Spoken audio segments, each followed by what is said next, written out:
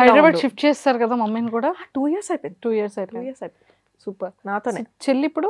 చెల్లి అక్కడ ఆఫీస్లో మేనేజర్ జాబ్ వచ్చింది, యూకేలోనే ఫుల్ టైం జాబ్. స్పాన్సర్షిప్ వచ్చింది, ఇక్కడ అక్కడే పెళ్లి చేసుకుంటదంట. అమ్మో ఫిక్స్ అయిపోయారు ఆవిడ.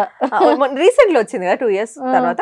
ఫ్యూచర్ ప్లాన్స్ అడిగాను, ఏంటి మరి నువ్వు వస్తావా రావా అంటే, నో నాకు అక్కడ నేను అంత కష్టపడి జాబ్ తెచ్చుకున్నాను, ఇంత కాంపిటీషన్ రెసిషన్ టైంలో నేను వదిలేసుకొని రాను.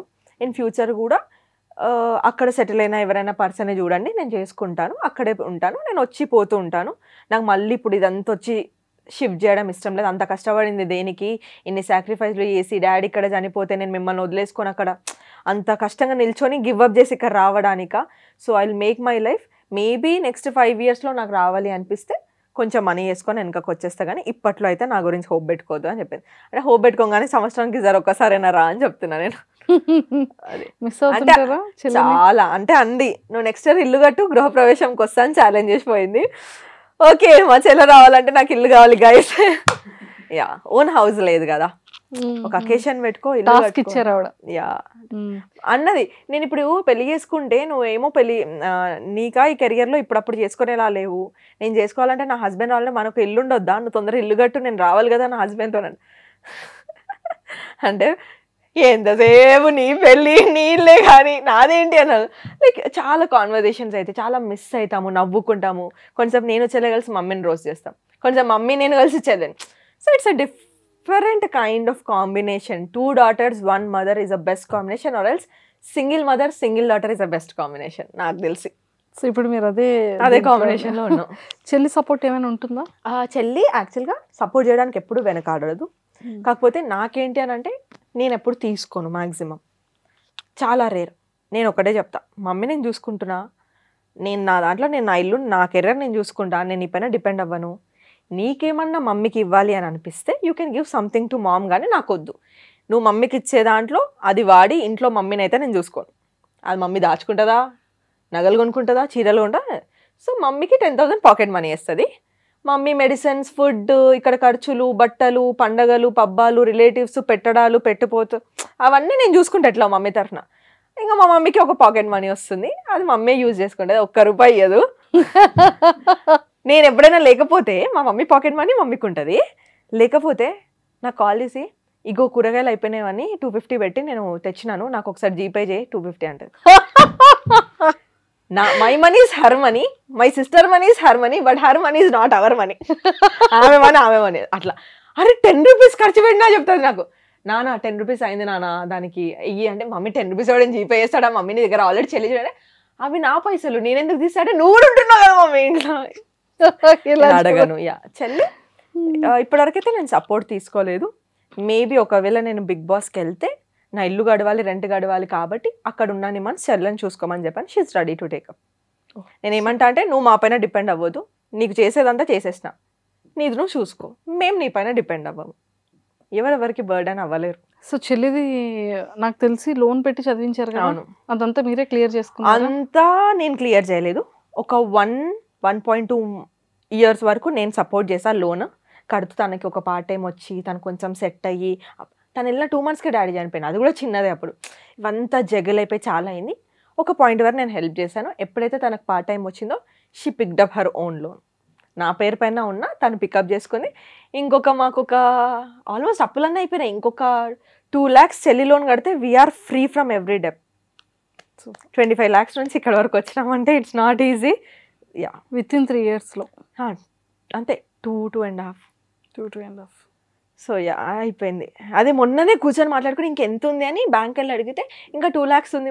అంతేనా, ఇప్పుడు ఎంత ఈజీ అనిపిస్తుంది, 2 lakhs అయినా సరే అయిపోతుంది, అసలు పెద్ద భారం పోతుంది. ఇంకేం లేదు, ఇక్కడ నుంచి ఆ 2 lakhs తర్వాత మేము సంపాదించుకునేదంతా మా సేవింగ్స్కైనా ఫ్యూచర్ ఇన్వెస్ట్మెంట్స్కైనా ఉంటుంది తప్ప అప్పు ఉండదు, మైనస్లో లేము. I'm very happy for that. నాకు కూడా నేను సూపర్ అను గారు, సూపర్. ఎంత హ్యాపీ ఉందంటే, మీరు ఎంత హ్యాపీ ఉన్నారో తెలియదు కానీ చెప్తుంటే ఫెల్ సో మచ్ హ్యాపీ అనమాట.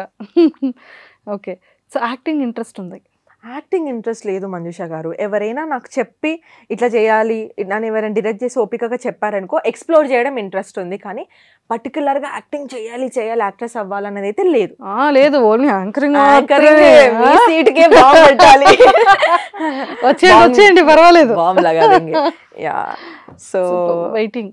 మీ అందరిని చూసి చాలా నేర్చుకున్నాను, మీ షోస్, మీ యాంకరింగ్స్. నేను ఇప్పుడు శ్రీముఖిని కూడా లోపల చూసి అరే అవును కదా, అంటే నా స్టైల్ ఇది కదా, ప్రొఫెషనల్ యాంకర్స్ ఓకే ఈ ఎలిమెంట్లో ఇలా తిప్పాలేం, అక్కడ అందరు గేమ్లో ఏం అబ్జర్వ్ చేస్తారో నేను మాత్రం శ్రీముఖిని ఓ అచ్చా పాపం ఇన్ని గంటలు నిల్చోవాలా వీళ్ళు, ఓకే శ్రీముఖికి ఉన్న ఎఫర్ట్ ఇది, ఇంత హీల్స్లో ఇంతసేపు నిల్చొని ఇంతమందిని మేనేజ్ చేయాలి, అప్పుడప్పుడు షో అటు ఇటు అవుతుంటుంది, she need to be very attentive, like you know వెంటనే టర్న్ చేసేస్తుంది గేమ్ని, ఆ గ్యాప్స్ ఫిల్అప్ చేయడం ఏదైతే ఉందో, ద వే షీ హోల్డ్, అవన్నీ అంటే ఒక్కొక్కరిని చూసి అట్లా నేర్చుకుంటాం. ఇప్పుడు మిమ్మల్ని చూస్తే నాకు ఒకలాగా అనిపిస్తుంది, when I compare to all the other people. మీ ఇంటర్వ్యూస్ చూస్తే you wanted to bring so much positivity to the show. నాకు అనిపిస్తుంది ఏదో టీఆర్పీ కోసం వాడామా అన్నట్టు ఉండదు మీరు చూసినప్పుడు, అందుకే మీరు అడిగితే నేను వెంటనే వచ్చేస్తున్నా నేను అని. సో చాలా కనెక్షన్ అనిపిస్తుంది. అట్లా నేను ఒక్కొక్కరిలో ఒక్కొక్కటి సో ఇంప్రూవ్ అవుతున్నా, చూస్తున్నా, ఇంకా నేర్చుకునేది నిలబెట్టుకునేది చాలా ఉందని నాకు అర్థమైంది. Let's work it on that, maybe future. 100% నేనైతే చాలా స్ట్రాంగ్ గా కోరుకుంటున్నాను. మంచి హోస్ట్, మంచి anchor, pre release events, everything already చేశారు కదా విజయ్ ఆంటోనీ గారిని. అదైతే సర్ప్రైజ్ నాకు ఉంది అసలు, బుట్ట బొమ్మలా రెడీ అయ్యి తెలుసా పెద్ద యాంకర్ కేసినట్టు. చాలా అచీవ్మెంట్ లాగా అనిపించింది. నేను సోషల్ మీడియా వరకే చేసా కదా కాంటెంట్, వాళ్ళు నాకు స్పిరిట్ మీడియా వాళ్ళు నాకు కాల్ చేసి లేదు మీరే చేయాలి, కొంచెం డిఫరెంట్గా చేయాలి అనుకుంటున్నాము, మాకు ఇట్లా క్రియేటర్స్ నుంచి కావాలనుకున్నప్పుడు ఆల్రెడీ నేను రానాకు చేశాను కదా, వాళ్ళకి ఐడియా ఉంది, మాకు మీరే కావాలని టైం లేదు సార్, మరి ఇంత రాత్రి చెప్తున్నారు రేపు కదా అని అంటే లేదు మీరే రావాలి చూడండి అది అని అంటే, అదైతే without preparation just we went, వెళ్ళాము, అయింది.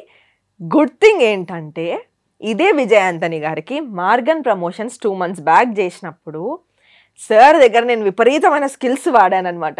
సార్ ఈ యాంగిల్లో ఇట్లుండాలి, మీరు ఇటు కూర్చొని షోల్డర్ షాట్ ఇది అది హెడ్ షాట్ అని నేను ఏదో నా రీల్ని నేను డైరెక్ట్ చేస్తుంటే ఆయన మొత్తం చూసి ఇట్లాను అసలు నువ్వేంటి క్రియేటరా డైరెక్టర్ అంటే, సార్ నేను క్రియేటరే కానీ యాంకర్ అవ్వాలనుకుంటున్నాను అంటే అన్ని బంజే, అసిస్టెంట్ డైరెక్టర్గా జాయిన్ అవ్వు, నీకు చాలా టెక్నికల్ స్కిల్ ఉంది, నీకు అర్థం కావట్లేదు, ఒక మంచి డిఓపి ఇస్తే మస్తు గ్రూమ్ అవుతాను అదంటే వద్దు సార్ ఉన్నాయే ఎలుగబెట్టలేక వస్తున్నాయి, ఇప్పుడు లేదు ఒకటి తెచ్చుకో అని అనుకున్నాను. ఆయన చాలా జోక్ వేసారు నాతోని మాట్లాడాడు, ఆయన నన్ను గుర్తుపట్టాడు అనుకున్నా. నేను వెళ్ళి కూర్చోగానే he was like eh my assistant director ఇక్కడ ఏం చేస్తున్నావు అని అన్నాడు. ఐఎమ్ టుడేస్ హోస్ట్ అని చెప్పగానే ఆయన ఎంత హ్యాపీ ఫీల్ అయ్యాడంటే ఇదంతా మెంట్ టు హ్యాపెన్ ఏమో అని అనిపించింది ఆయనకి. చాలా పొగిడాడు, ప్రొడ్యూసర్కి చెప్పాడు చాలా టాలెంటెడ్ సార్, నేను ఎక్స్పెక్ట్ చేయలేదు, అమ్మాయి 2 months బ్యాక్ చెప్పింది యాంకర్ అవ్వాలని, నన్నే హోస్ట్ చేస్తుంది సార్ నాతో అని చెప్పి చాలా హ్యాపీ అనిపించింది. మేనిఫెస్టేషన్ ఇది అసలు కంప్లీట్ గా ఒక మెమరబుల్ ఇదంతా జరుగుతుంటే రానా గారు ఏమవుతుందని చూడడానికి వచ్చారు, కెమెరా వెనకాలకి హాయ్ చెప్పి వెళ్ళారు. రానా గారు నాకు హాయ్ చెప్పారు అని.